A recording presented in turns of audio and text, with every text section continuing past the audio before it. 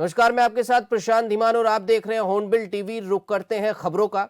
उत्तराखंड में चारधाम यात्रा 19 अप्रैल से शुरू हो रही है। ऐसे में यात्रा की तैयारियों को लेकर राज्य सरकार गंभीर है, तो वहीं गंगोत्री से बीजेपी विधायक सुरेश चौहान का कहना है कि तैयारियां लगभग पूरी हो चुकी हैं।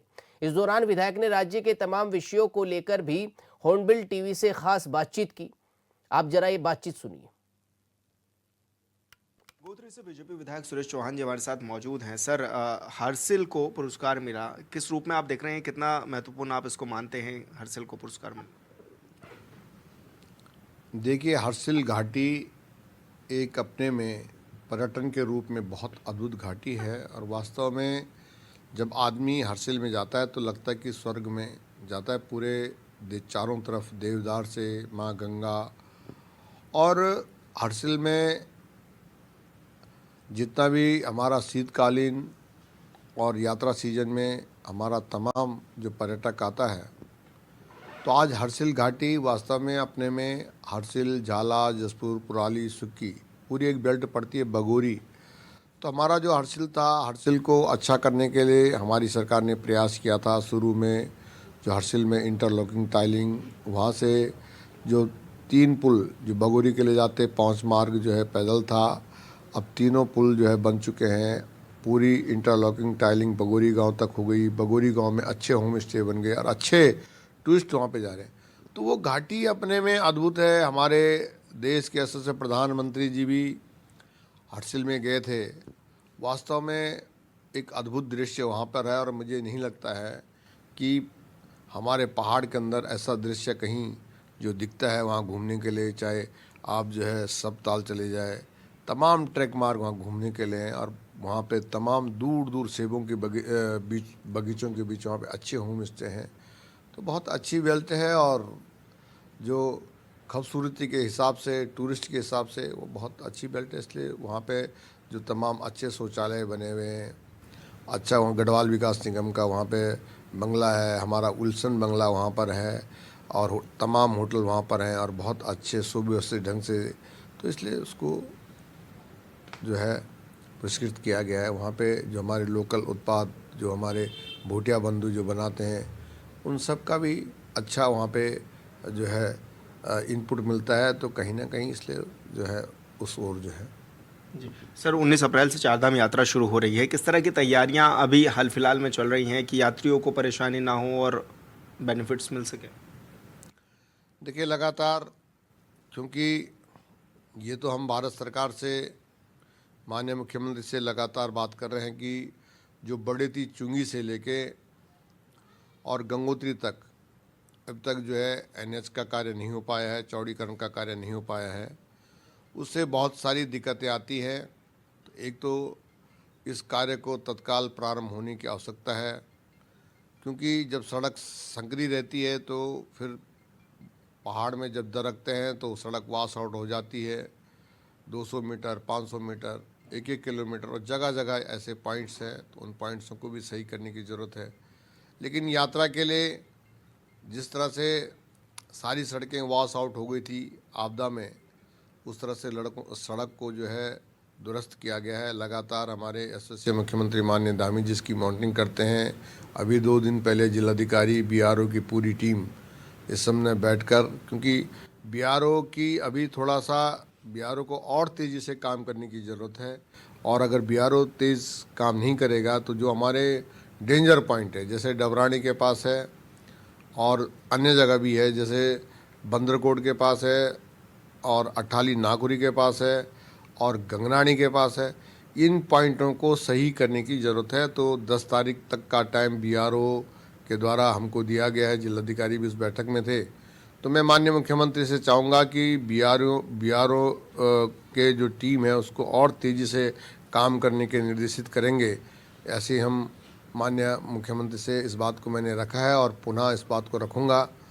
तो बाकी 4 धाम की यात्रा, बिजली, पानी, इन व्यवस्थाओं पे लगातार मॉनिटरिंग चल रही है, इस पे काम चल रहे हैं और मुझे पूरा विश्वास है कि यात्रा से पहले 10 तारीख से पहले जो है ये व्यवस्थाएं सुचारू होंगी। तो इसके लिए हम लगातार प्रयासरत हैं।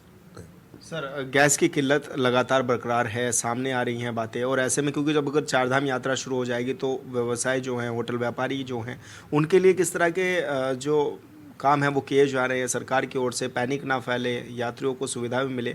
गैस सिलेंडर एक बड़ी चुनौती भी है आज के समय में। बिल्कुल सही बात है, ये बहुत बड़ी चुनौती है। और आप सबको पता है कि ईरान, इराक, अमेरिका, ये सब जो युद्ध का जो एक माहौल सा बन गया है और युद्ध चल रहा है, उससे कहीं ना कहीं पूरे विश्व में बहुत बड़ी दिक्कत आई है।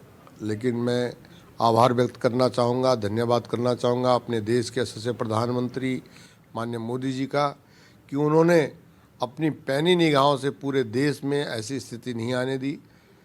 अब दिक्कतें तो आती हैं, लेकिन अभी हमारे पास सबसे बड़ा चैलेंज है चार धाम, कि चार धाम में जो है गैस की किल्लत ना हो, और अगर गैस नहीं मिलेगी तो वहाँ पे पूरी चार धाम जो है अव्यवस्थित हो जाएगी। तो इसके लिए मुझे पूरा विश्वास है, क्योंकि माननीय मुख्यमंत्री जी बड़ी संवेदनशीलता के साथ इसके लिए पूरा प्रयास कर रहे हैं। और जो यात्रा सीजन में जो गैस सिलेंडरों से जो दिक्कत आएगी उसको निपटने के लिए हमारी सरकार पूरा प्रयास कर रही है। और माननीय मुख्यमंत्री जी भी इसमें पूरे जो है संवेदनशीलता से लगातार प्रयास कर रहे हैं कि किस तरह से चार धाम में जो हमारी गैस की किल्लत हो वो ना हो, और इसके लिए पूरा प्रयास किया जा रहा है। सर 4 साल को लेकर के कार्यक्रम भी क्योंकि किए जा रहे हैं, किस तरह से आप लोग भी देख रहे हैं कि ये 4 साल जो बेमिसाल आप बता रहे हैं, क्या कुछ बेमिसाल रहा 4 सालों में? देखिए 4 साल बेमिसाल, अगर आप हमारा जो प्रदेश आज 25 साल का प्रदेश हो गया है, मैं तमाम उन उत्तराखंड आंदोलनकारियों को भी नमन करता हूं जो इसमें जिन्होंने अपना जो है बलिदान इसमें दिया। देखो, विकास एक सतत प्रक्रिया है, लेकिन ये सत्यता की बात है कि जो इस 4 साल में एक नए विकास को हर जनपद में, हर विधानसभा में हमारे प्रदेश के यशस्वी मुख्यमंत्री माननीय धामी जी के नेतृत्व में, हमारे देश के प्रधानमंत्री माननीय मोदी जी के नेतृत्व में, जिस तरह से चाहे औलदर की सड़क की बात हो, भले अभी भी उसमें काम करने की ज़रूरत है, लेकिन कहीं ना कहीं हमारे जो देश की सड़कें हैं, देश की नहीं पूरे प्रदेश की सड़कें, बहुत अच्छी सड़कें बनी हैं, उस पर निरंतर काम किया जा रहा है। गांव की सड़कें जो कच्ची थी उसको पक्का बनाने का काम किया जा रहा है। लगातार इसके लिए करोड़ों अरबों रुपए जो है हमारी सरकार लगातार निरंतर भारत सरकार से और राज्य सरकार से जो है ज़मीन पे उत्तरकाशी की बात करूं कि 1 अरब से जो डाउनीकरण जो कच्ची सड़कें थी उनको पक्का करने का काम, हमारे जो स्वास्थ्य व्यवस्था है उनको अच्छा करने का काम लगातार। और इसी तरह प्रदेश में चाहे यूसीसी की बात हम करें, चाहे हम महिला आरक्षण में महिलाओं को 36 आरक्षण की बात करें, चाहे हम उत्तराखंड आंदोलनकारियों को 36 आरक्षण की बात करें, तो कहीं ना कहीं नकल विरोधी कानून बनाने का जो काम हमारी सरकार ने किया युवाओं के भविष्य को सुरक्षित करने के लिए, तो उसके रिजल्ट कहीं न कहीं दिखते हैं। जब दूर दराज का गांव तिहार, कुज्जन, कामर, भंकोली, ऊपरी कोट का जो बच्चा है, जब वो अच्छी परीक्षा में पास हो रहा है तो उसका रिजल्ट कहीं नहीं दिख रहा कि गरीब का बच्चा भी आगे निकल सकता जो पढ़ने वाला है।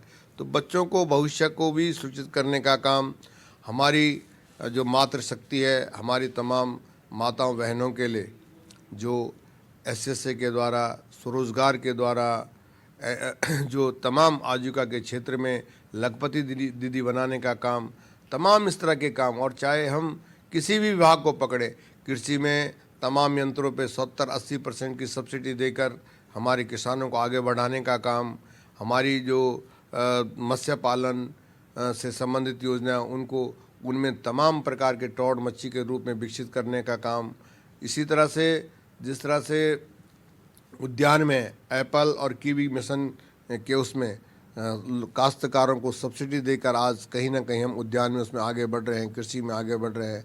तो कहीं ना कहीं हमारे पहाड़ की आजीविका अच्छी हो रही है। और जो स्वास्थ्य की व्यवस्थाएं थी, जो पहले बहुत ऐसी व्यवस्था होती थी, उसको कहीं ना कहीं बहुत अच्छा सुधारने का काम हमारी सरकार ने किया। तो कहीं ना कहीं हम आगे बढ़ रहे हैं और इस 4 साल में हम बहुत आगे बढ़े। और 4 साल बेमिसाल की बात हम इसलिए कर रहे हैं कि जो अब कर्णप्रयाग रेल लाइन की बात हम बता रहे हैं, तो हमारे तमाम शहरों को स्मार्ट सिटी के रूप में विकसित किया जा रहा है।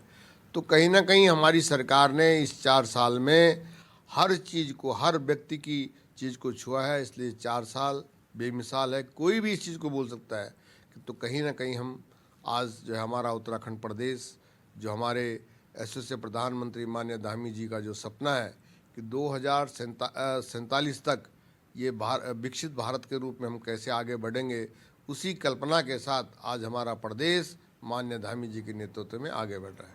धन्यवाद सर, हमसे बातचीत करने के लिए। तो सुरेश चौहान जी हमारे साथ थे, जो कि राज्यों के तमाम विषयों पर हमारे साथ बातचीत कर रहे थे। हॉर्नबिल टीवी के लिए देहरादून से विशाल।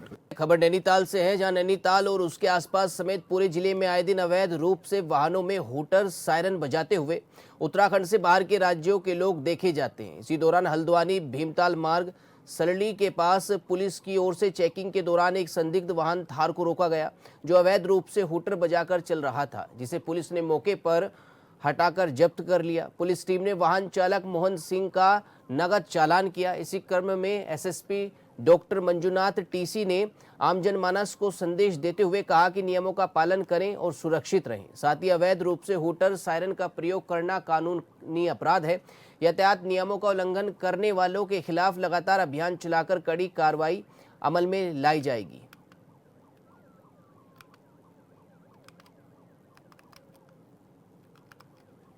वहीं देहरादून में आज बीजेपी के मंडल प्रशिक्षण वर्ग का उद्घाटन हुआ, जिसमें मुख्यमंत्री पुष्कर सिंह धामी मौजूद रहे। इस दौरान मुख्यमंत्री ने बीजेपी के कार्यकर्ताओं पदाधिकारी को संबोधित करते हुए पार्टी के कार्यों और उसके आगे बढ़ाने को लेकर एक विचारधारा के साथ आगे चलने का आह्वान किया। मुख्यमंत्री ने कहा कि इसके माध्यम से कार्यकर्ताओं को भाजपा के कार्यों, विचारधारा और पार्टी को यहां तक पहुंचाने में जिन महान लोगों ने अपना योगदान दिया है, उसके संबंध में अवगत करवाना था।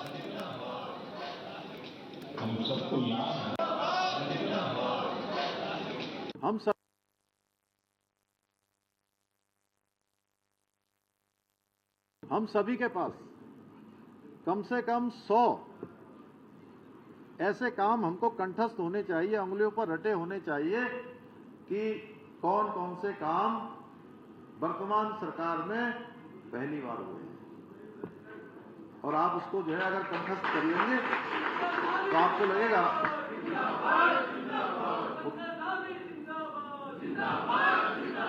उत्तराखंड बनने के बाद हमारी ही सरकार है जिसने 30,000 युवाओं को नौकरी देने का काम किया है और पारदर्शिता के आधार पर किया है।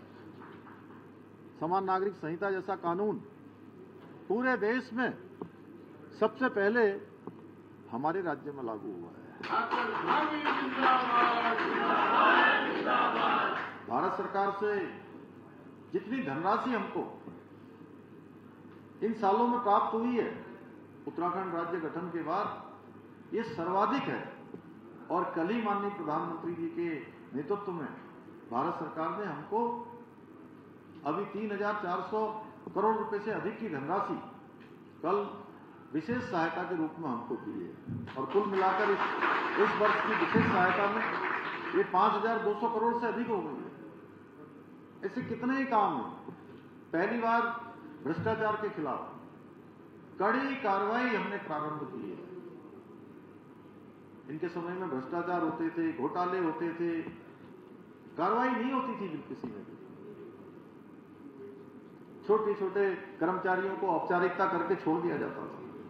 लेकिन हमने एक नई कार्य संस्कृति, एक नई शुरुआत राज्य के अंदर प्रारंभ की है। आज चाहे बड़ा ऑफिसर हो, आईएएस हो, आईपीएस हो, आईएफएस हो, पीसीएस हो, किसी भी स्तर का कोई अधिकारी हो, यदि अगर कहीं गड़बड़ी में पाया जाता है, अपने कर्तव्यों के निर्वहन में गड़बड़ी करता है, कोताही बरतता है, भ्रष्टाचार करता है, तो उसके खिलाफ हमने कठोर कार्रवाई की। और जो धारणा थी पहले कि छोटी मछलियों को पकड़ा जाता है, बड़ी मछलियां छोड़ दी जाती है, हमने कहा नहीं, अब ये नहीं चलेगा। अब छोटी मछली हो, बड़ी मछली हो या मगरमच्छ हो, अगर भ्रष्टाचार कर रहा है तो मगरमच्छ को भी नहीं छोड़ा जाएगा। ये काम हमने प्रारंभ किया। राज्य में हमने 3,75,000 करोड़ का GIS, जो हमारा ग्लोबल इन्वेस्टर समिट हुआ था, उसके MOU हुए थे, और उसमें से 1,00,000 करोड़ से ज्यादा कि आज उद्योग हमारे राज्य में स्थापित होने लगे। हमारे राज्य को पूरे देश में सतत विकास के लक्ष्यों को प्राप्त करने में जो भारत सरकार का नीति आयोग जो मानक बनाता है, एडीबी के माध्यम से जिसकी पूरी गणना होती है, इंडेक्स बनता है, जिसकी एक सूची बनती है, मानक बनते हैं, उन मानकों में भी हमारा राज्य उत्तराखंड पूरे देश में पहले स्थान पर आया है। निर्यात की तैयारी करने में उसमें भी हमको पहला स्थान मिला है। फाइनेंशियल मैनेजमेंट करने में, वित्तीय अनुशासन बनाने में हमको पहला स्थान मिला है। मोस्ट फिल्म फ्रेंडली स्टेट, उसका भी राष्ट्रीय पुरस्कार हमको मिला है। सर्वश्रेष्ठ पर्यटन ग्राम, हमारे राज्य के 4 ग्रामों को सर्वश्रेष्ठ पर्यटन ग्राम का भी पुरस्कार मिला है। आज मत्स्य पालन का क्षेत्र हो या कृषि का क्षेत्र हो, उसमें भी हम देश के प्रथम श्रेणी के राज्यों में हैं। Ease of doing, ease of living, startup, इन सभी में आज हमको अचीवर्स और लीडर्स की श्रेणी प्राप्त हुई है। होम स्टे में हम पूरे देश में हमारी अलग प्रकार से गणना हो रही है। खनन जो एक बड़ा ऐसा हर सरकार के लिए बदनामी का कारण बनता था, हम ऐसी पॉलिसी लेकर आए कि हमारा राजस्व जो 200-300 करोड़ रुपए होता था, हर साल 1000 करोड़ रुपए से ज्यादा बढ़ गया और 1200 करोड़ का इस बार का आंकड़ा पास हो गया। आबकारी में भी सरकार की तिजोरियां भरी हैं। अच्छी नीतियों का परिणाम है कि आज सरकार को हर क्षेत्र में फायदा हो रहा है और हमारा बजट, देखिए इतनी हमारे आपदा आ रही है, इतनी परेशानी हो रही है, तमाम चुनौतियों का हमको सामना करना पड़ता है और हम पूरे देश में इस सरप्लस बजट देने वाले राज्यों में भी हमारा नाम है। वहीं रुद्रप्रयाग से बीजेपी विधायक भरत चौधरी को कैबिनेट मंत्री बनाया गया। ऐसे में मंत्री बनने के बाद उन्होंने विभागीय बैठक भी अधिकारियों के साथ की। साथ ही अब उनकी क्या प्राथमिकताएं रहेंगी, इसको लेकर उन्होंने हॉर्नबिल टीवी ने कैबिनेट मंत्री भरत चौधरी से खास बातचीत की। अब जरा ये कैबिनेट मंत्री की खास बातचीत हॉर्नबिल टीवी के साथ सुनिए। कैबिनेट मंत्री भरत चौधरी जी हमारे साथ मौजूद हैं। सर, नई जिम्मेदारी मिली है, किस तरह से निभा रहे हैं? देखिए, मैं सबसे पहले माननीय मुख्यमंत्री जी का धन्यवाद करूंगा कि उन्होंने मुझे ये जिम्मेदारी सौंपी है और मुझे बहुत अच्छा लग रहा है कि देर से ही सही लेकिन एक जिम्मेदारी मिली है और जिस तरह से पूरा जीवन मैंने जनता के बीच में बिताया है, जनता की सेवा में बिताया है, तो आज मुझे कुछ और सेवा करने का मौका मिल रहा है, तो इसलिए मैं बहुत प्रसन्न हूँ। सर, ग्रामीण विकास विभाग आपको मिला है और ग्रामीण क्षेत्रों में किस तरह से विकास कार्य होंगे, किस तरह का रोड मॉडल आप लोगों ने तैयार किया है? देखिए, हमारे प्रदेश का मैक्सिमम हिस्सा जो है वो ग्रामीण क्षेत्र है। नगरीय क्षेत्र हमारे यहाँ कंपैरेटिवली काफ़ी कम है, इसलिए ग्राम्य विकास एक महत्वपूर्ण विभाग बन जाता है। तो मेरा ये प्रयास रहेगा कि ख़ास तौर पे जो बेरोज़गार युवा हैं उनको मुख्य धारा में ला करके, क्योंकि सबको सरकारी नौकरी मिल पाना नामुमकिन है, तो उनको स्वरोजगार की ओर, सेल्फ एम्प्लॉयमेंट की ओर बहुत सारी योजनाएं भारत सरकार की चल रही हैं। उनके ज़रिए उनको नौकरी मांगने के बजाय नौकरी देने की स्थिति में लाने का हम प्रयास करेंगे और उसके लिए चाहे वो केंद्र पोषित योजनाएं हों, चाहे वो उत्तराखंड सरकार की योजनाएं हैं, उनके माध्यम से काम करेंगे। सर, प्रधानमंत्री सड़क योजना के तहत सड़कों का जाल बिछाया जा रहा है, उत्तराखंड सरकार भी काम कर रही है। किस तरह रूप में इन सड़कों को फैलाने का काम आप आगे करेंगे? देखिए, आपकी जानकारी में बता दूं, 182 सड़कों के टेंडर आज ही फ्लॉट हुए हैं 24 मार्च को। तो इसको भी मैं अपनी खुशकिस्मती मानता हूं कि पहले ही दिन जो है वो 184 सड़कों का टेंडर हुआ है और 200 से अधिक सड़कें हमारी अभी भारत सरकार में गई हैं। फेज़ 4 में 1492 सड़कें उत्तराखंड की स्वीकृत हुई हैं। तो मुझे लगता है कि फेज़ 4 के कंप्लीट होते होते उत्तराखंड के लगभग हर बसावट को हम सड़क मार्ग से कनेक्ट कर चुके होंगे। जी क्योंकि सर बैठक भी आपने ले ली है, किस तरह की बैठक रही, क्या कुछ आपके ओर से दिशा निर्देश भी पहली बैठक में दिए गए सर अधिकारियों को? देखिए, आज एक औपचारिक किस्म की ये बैठक थी जिसमें परिचय हुआ और एक सरसरी तौर पर जिसको हम कहते हैं विहंगावलोकन हमने विभाग की योजनाओं का किया और सभी अधिकारियों को ये निर्देश दिए हैं कि वो अपना अपना होमवर्क करके बाद में मैं सबसे अलग से मिलूँगा, हर योजना की समीक्षा करूँगा और उन संभावनाओं का पता लगाएंगे जहां हम योजनाओं को तेज़ी से आगे बढ़ा सकते हैं। सर अंतिम सवाल मेरा ये है कि 2027 के इलेक्शन भी अब सामने हैं, किस तरह की तैयारियां हैं, क्योंकि पहले तो विधानसभा वाइज आप देख रहे थे लेकिन अब पूरे प्रदेश में भी एक रोल देखिए, 4 साल से हमारे युवा मुख्यमंत्री पुष्कर सिंह धामी जी जो कि आज तक धाकड़ धामी कहलाते थे, अब उनको एक उपाधि और मिली है। केंद्रीय जो रक्षा मंत्री हैं उन्होंने धुरंधर धामी की भी उनको उपाधि दी है और मैं समझता हूँ कि ये बिल्कुल उन पे सही बैठती है जिस तरह से उन्होंने 4 साल में काम किए हैं एक युवा विजनरी के रूप में।